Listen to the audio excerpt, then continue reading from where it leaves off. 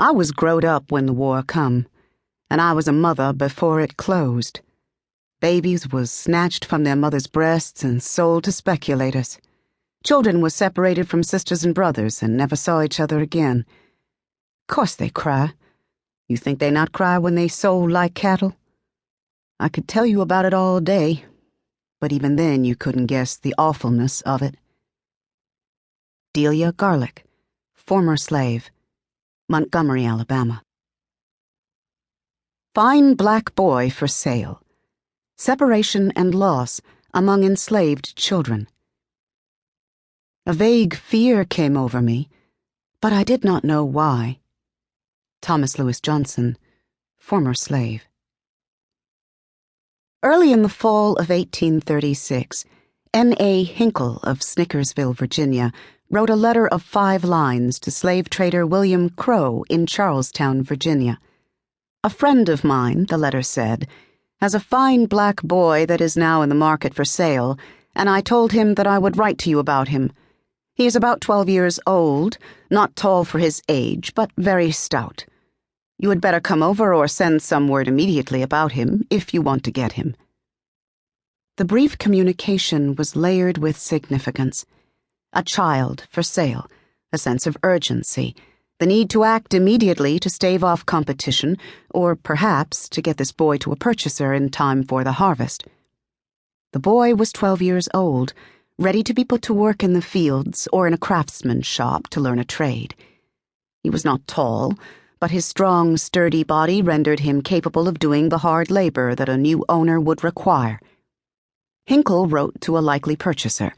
William Crow was in the business of purchasing people in Virginia and imprisoning them in the basement of his house until he had enough to send to New Orleans, where his agent sold them at market.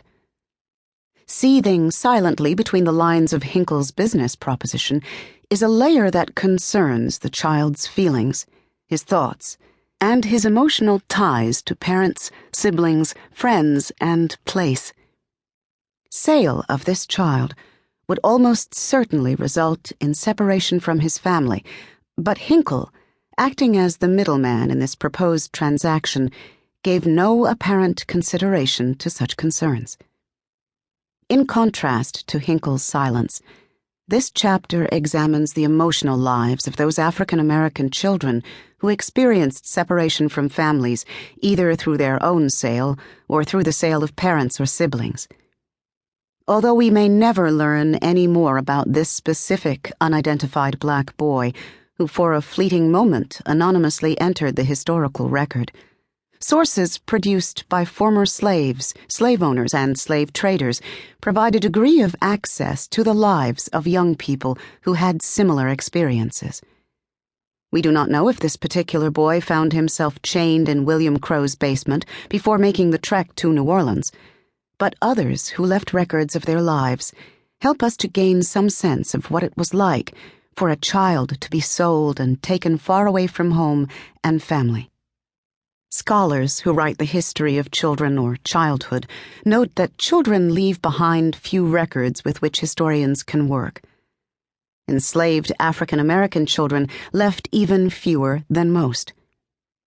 What we know of their thoughts, feelings, and experiences is refracted through the memory of the adults they became. We must rely, then, on adult memories of childhood, however flawed memory may be, or leave these lives unexamined. The narratives that African Americans wrote or dictated in the 19th century, as well as the memories they shared with government-employed interviewers long after slavery had ended, are key sources of insight into how enslaved children experienced family separation. These autobiographies and interviews allow us into the world in which children came to understand that they could be treated as commodities, that they could be sold, and that frequently sale meant their families would be broken apart. These sources also divulge how parents responded to the loss of their children. Through accounts of a mother's anguished wail or a father's lapse into depression, we are able to see the impact of separation on enslaved parents.